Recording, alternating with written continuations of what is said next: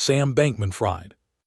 Sam Bankman-Fried founded FTX in 2019 and somehow turned it into one of the world's largest cryptocurrency exchanges in just 3 years. By 2021, FTX was valued at $32 billion, handling billions of dollars in trades every day, and was endorsed by celebrities, athletes, and anyone willing to say crypto on camera. Customers deposited roughly $10 billion, assuming it would be safely held.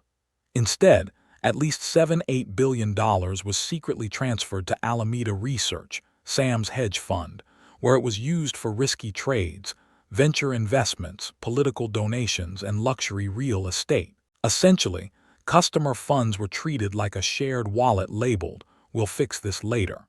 Publicly, Sam promoted effective altruism, claiming his goal was to earn massive wealth only to give it away and save humanity. Privately, he lived in a $40 million penthouse in the Bahamas with a sea view, multiple roommates, and a casual approach to corporate governance. When FTX collapsed in November 2022, Sam explained the missing billions as accounting mistakes, suggesting that spreadsheets simply forgot where the money went. Courts later disagreed, pointing out that oops is not a recognized accounting principle. Elizabeth Holmes. Elizabeth Holmes founded Theranos in 2003, claiming she would revolutionize medicine by allowing 200+ blood tests to be performed from a single finger prick of blood. Investors loved the idea. By 2014, Theranos was valued at $9 billion, and Holmes was worth $4.5 billion on paper, despite the fact that the technology barely worked. Holmes carefully crafted her image: black turtlenecks, a deep voice, and vague sentences that sounded intelligent while explaining nothing. Well, it's wonderful to be here. I started this company because Theranos raised over $700 million from investors, including former U.S. presidents, generals, and high-ranking officials, many of whom apparently invested without asking to see a working prototype.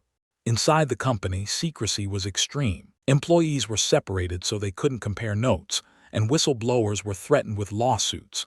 In reality, most tests were done using standard lab machines secretly modified to look proprietary. When the fraud was exposed, it turned out Theranos was less medical breakthrough and more very expensive theater production. Holmes was convicted in 2022, proving that confidence is powerful, but not FDA approved. Bernie Madoff.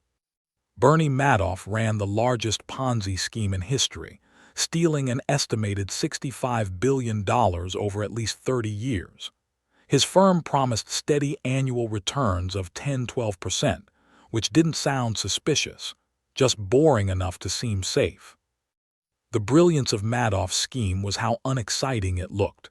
There were no flashy claims, no big promises, just quiet consistency. Thousands of investors believed their accounts were growing, even though no real trades were happening. It was finance's most successful magic trick, numbers going up without anything actually happening. The scheme collapsed in 2008 during the financial crisis, when investors requested about $7 billion at once. Madoff calmly told his sons the business was one big lie. He was arrested in 2009 and sentenced to 150 years in prison, which is essentially the justice system saying, "We're skipping the parole discussion." Markus Braun.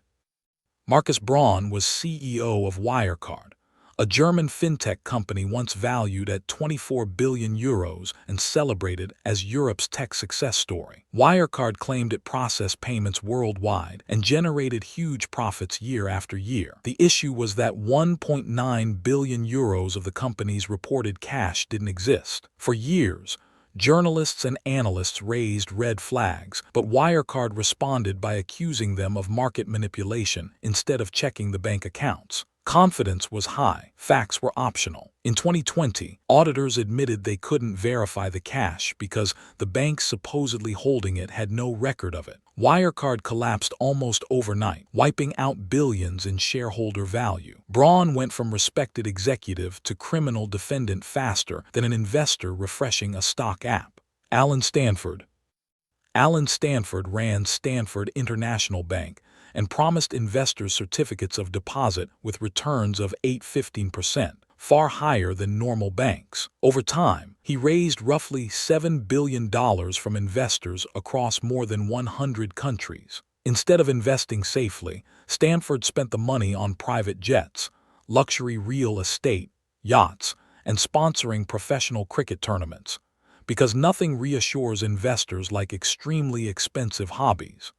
Regulators missed warning signs for years, and the bank continued operating until 2009, when everything collapsed. Stanford was convicted and sentenced to 110 years in prison, giving him ample time to reconsider whether cricket sponsorship was a necessary business expense. Jordan Belfort.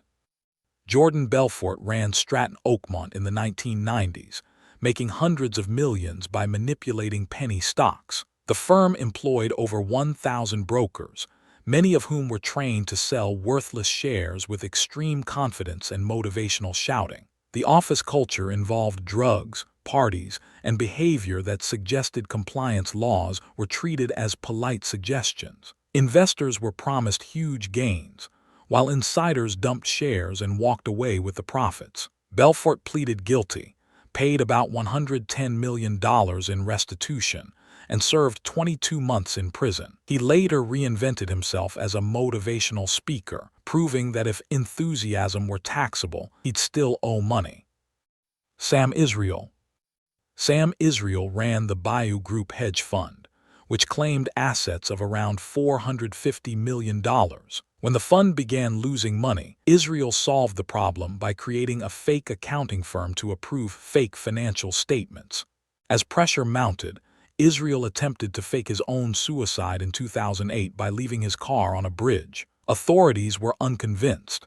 He was arrested, sentenced to 20 years, released early, and later arrested again for planning another escape. His financial fraud was detailed and complex. His escape plans were neither. Carlos Ghosn. Carlos Ghosn was one of the most powerful executives in the auto industry, earning tens of millions while leading Nissan and Renault. He was accused of hiding $80–90 million in compensation and using company funds for personal expenses. Arrested in 2018 in Japan, Ghosn shocked the world in 2019 by escaping hidden inside a large music equipment case. The operation involved private jets, international coordination, and what was probably the most dramatic use of roadies in corporate crime history. Financial fraud rarely includes stage props, but Ghosn clearly valued presentation.